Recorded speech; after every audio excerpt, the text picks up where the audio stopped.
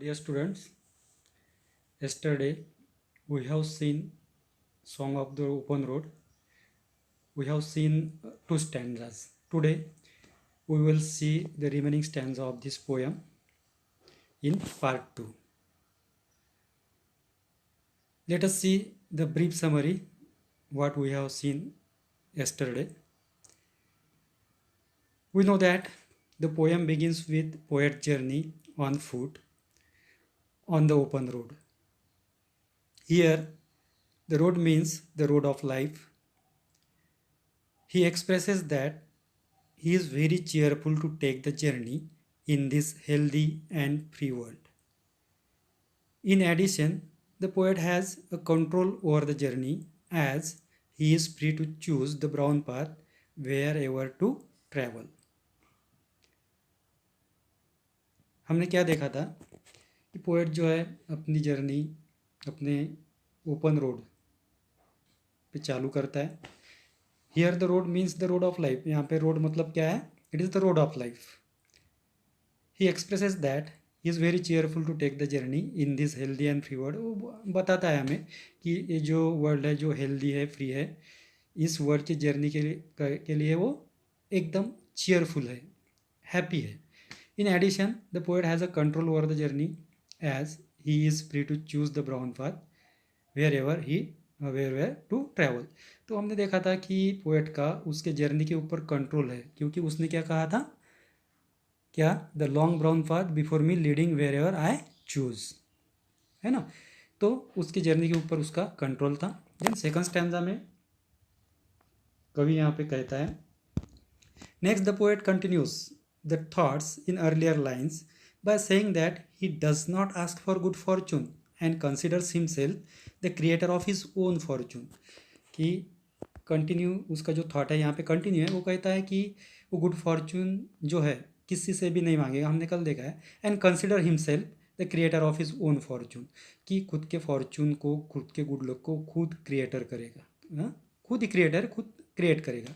He adds that he will not cry or hesitate to do anything without postponing it and expect nothing. वो बताता है कि जो journey वो start कर चुका है वो उसे पोस्टपोन नहीं करेगा, ना तो मतलब सैडली रोएगा, हेजिटेट नहीं करेगा, संकोच नहीं करेगा, और उसको और किसी चीज़ की कोई एक्सपेक्टेशन है, यहाँ पे बोला था उसने कि नीड नथिंग, है ना. He is no longer satisfied being confined in the four walls. चार दीवारों में वो नहीं रहना चाहता. कल लाइब्रेरी वर्ड का मीनिंग हमने देखा था. चार दीवारों के अंदर वो नहीं रहना चाहता. He is strong and happy enough to travel on the open road, having unlock himself from several complaints and arguments in his past life. He is strong and happy enough. Strong है, happy है, content है, to travel on the open road. Open road पे चलने के लिए वो तैयार है. ये जो जीवन का रोड है, ये जो जीवन की जर्नी है, उसको हैप्पीली करने के लिए तैयार है. उसके लिए वो पूरे सा स्ट्रांग है.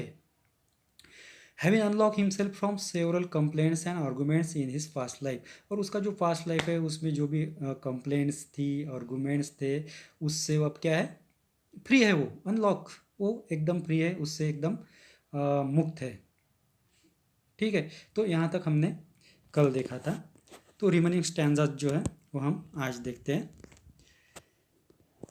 तो नेक्स्ट स्टैंजा यहाँ पे है, the earth that is sufficient. I do not want the constellations any nearer. I know they are very well where they are. I know they suffice for those who belong to them. Suffice means here enough. Okay. The earth that is sufficient, कि जो मैं करने वाला हूँ, जिस journey के ऊपर मैं निकला हूँ, उसके लिए that earth will provide me the platform. ये जो अर्थ है, ये अर्थ ही मुझे प्लेटफॉर्म प्रोवाइड करेंगी. ये अर्थ ही मेरे लिए क्या है? ये सफिशियंट है, मेरे प्लेटफॉर्म के लिए एकदम सफिशियंट है. So I do not want the constellations any nearer. Constellations का मीनिंग यहाँ पे हमें बुक में भी दिया हुआ है, ग्लोसरी में, कि फेट और डेस्टिनी और इन्फ्लुएंशियल ग्रुप्स ऑफ पीपल.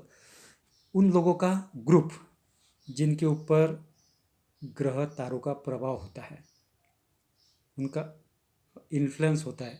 यहाँ पे कहा गया इन्फ्लुएंशियल ग्रुप ऑफ पीपल, उनको कहा है constellations. I do not want the constellations any nearer.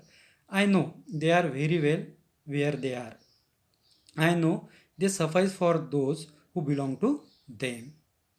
Okay, here the poet says, what I am going to do, the earth is sufficient for me, that earth will provide the platform for me, कि ये अर्थ जो है वही पूरे से वही मेरे लिए प्लेटफॉर्म तैयार करेगी जो मुझे चाहिए, मेरे जीवन में मेरा जो लक्ष्य है उसे पाने के लिए ये अर्थ ही मुझे प्लेटफॉर्म देगी, वही सफिशिएंट है. आई नीड नथिंग, मुझे कुछ नहीं चाहिए. I do not want the constellations any nearer, मुझे वो जो लोग हैं जिनके ऊपर ग्रह तारों का प्रभाव होता है, they are influence by the destiny, by the impact of stars planet, but I don't want these kinds of people any near to me. ऐसे लोग जो है वो लोगों की मुझे कुछ भी गरज नहीं है, या फिर जो ग्रह तारों का प्रभाव होता है उसकी भी मुझे कोई ज़रूरत नहीं है. I know they are very well where they are, क्यों? I know they are very well where they are, जहाँ पे है वहाँ पे वो ठीक है. ग्रह तारे कहाँ रहते? All planets are in the sky, they are well where they are, जहाँ पे हैं वहाँ ही ठीक है, मुझे उनकी कोई ज़रूरत नहीं है.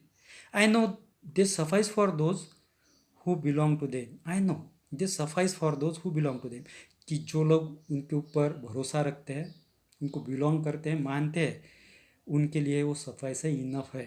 But I don't want any constellation nearer to me, नहीं चाहिए मुझे. तो ऐसे कवि इस स्टैंजा में, पोएट इस स्टैंजा में कहते हैं.